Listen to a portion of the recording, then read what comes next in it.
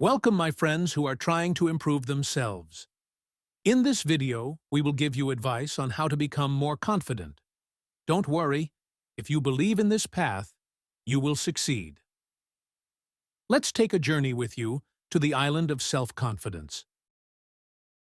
The first step is to recognize and accept yourself. Everyone has their own problems, but every person is unique. If these problems can be solved, try to solve them. For example, if you are overweight, join a gym or study more to pass a class in which you got a low grade. But if it's a problem that can't be solved, like fixing the country's economy, turning inward will not help you. In fact, it may even have consequences that will affect you worse than good. Overcoming these problems will give you great self-confidence. Thus, you will have completed the first step. The second step is to discover your strengths and try to increase them, or to identify weaknesses and try to reduce them. For example, if you are good at coming up with new things, you could develop this aspect and go into design-related professions. Also, if you think you have weak willpower, try to do a little bit of something difficult every day. For example, if you can't take a cold shower, stay under the water for 1 second on the first day. Each time you take a bath, increase by 1 second. Eventually, you will be able to shower completely with cold water. To give another example, there is a swimmer who does not give up swimming even though he has no arms, and instead of being demoralized by these problems, he goes after his favorite goal, and now he is more successful than most swimmers. This person would have always been insecure if he had not dealt with his problems and done his job. But by ignoring them and taking action, he raised his self-confidence, and he added success to his success.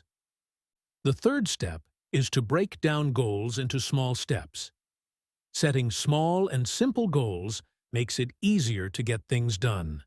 And as you accomplish things, you will already feel your self-confidence rising. Everything starts with laying the first brick when building a building. The building of self-confidence rises by setting small goals. For example, reading a book for 5 minutes every day, walking for 10 minutes, or doing 2 push-ups every day are examples of small goals. For example, if a person saves 10% of their earnings every month and invests it, they will have a small fortune after 10 years.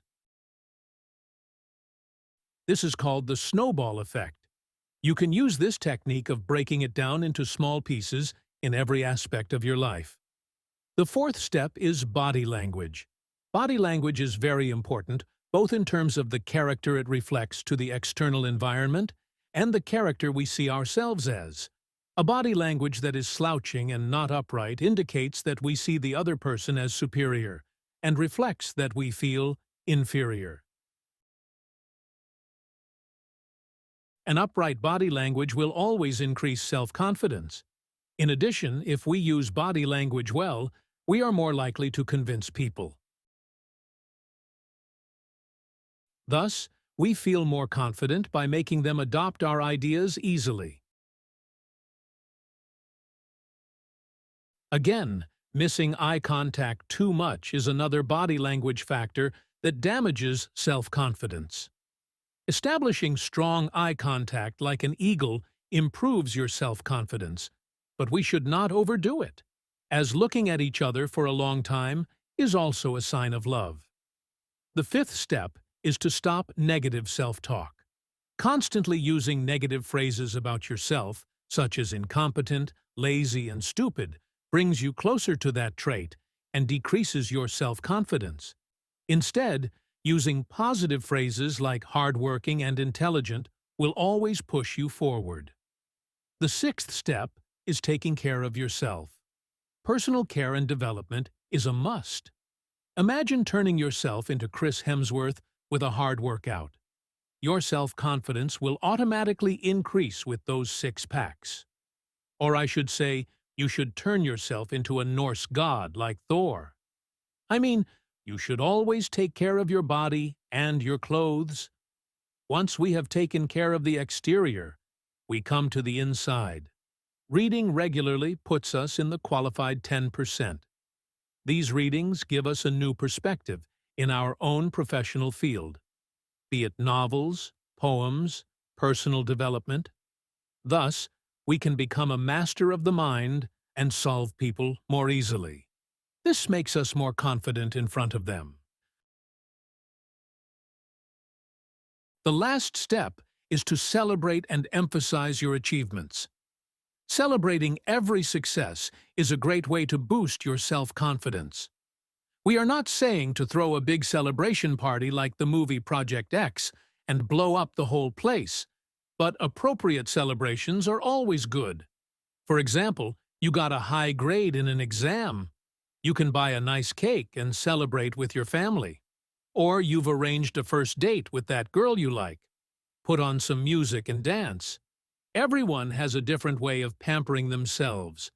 The important thing is that we never skip celebrating ourselves.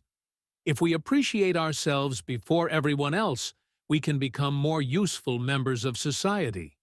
We should always put ourselves at the top of the list. This should not be perceived as selfishness, because we need to think of ourselves first and foremost.